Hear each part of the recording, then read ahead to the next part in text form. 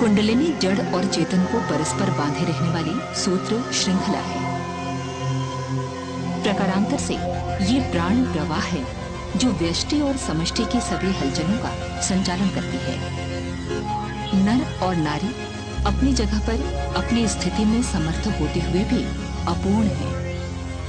इन दोनों को समीप लाने और घनिष्ठ बनाने में एक अविज्ञात चुंबकीय शक्ति काम करती है।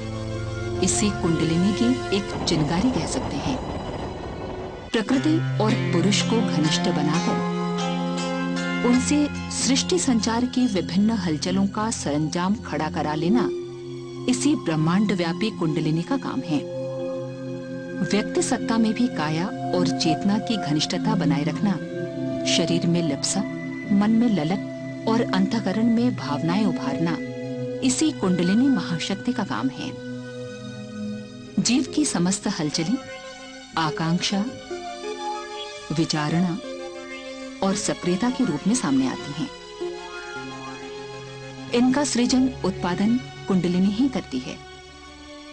अन्यथा जड़ पंच तत्वों में पुलकन कहां, निर्लिप्त आत्मा में उद्विग्न आतुरता कैसी।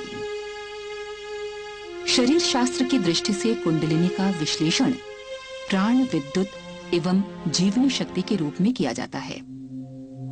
मेरुदंड शरीर की आधारशिला है।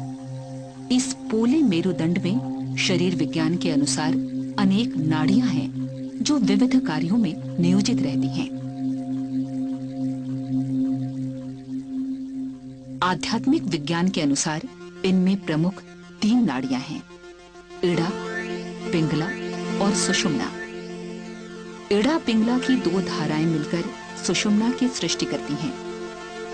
सुषुम्ना नाड़ी के अंतर्गत भी 3 अत्यंत सूक्ष्म धाराएं प्रवाहित होती हैं, जिन्हें वज्रा, चित्रणे और ब्रह्म नाड़ी कहते हैं। ये ब्रह्म नाड़ी मेरुदंड के निचले भाग में अवस्थित मूलाधार चक्र के एक काले वर्ण के षटकोण वाले परमाणु से लिपटकर बंध जाती है। षटकोण परमाणु को योगिक ग्रंथों में कूर्म कहा गया है। कूर्म में ब्रह्मनाड़ी के गुंथन को आध्यात्मिक भाषा में कुंडलिनी कहते हैं।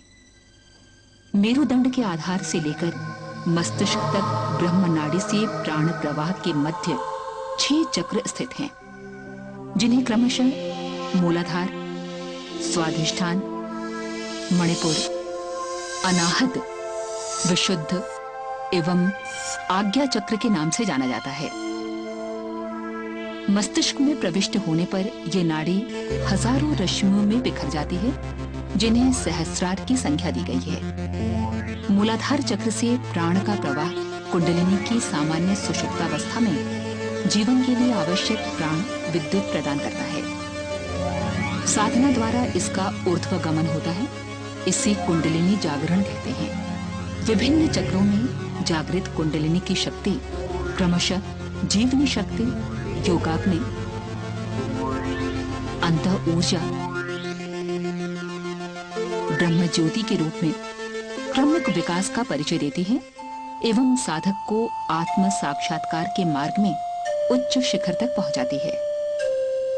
कुंडलिनी जागरण की कई साधनाएं हैं। सर्वाधिक प्रभावशाली रूप में विभिन्न योग मुद्राओं और प्राणायाम के साथ मूलाधार चक्र में गायत्री की देवता सविता अर्थात प्रातःकालीन उदीयमान सूर्य के तेज का ध्यान किया जा सकता है।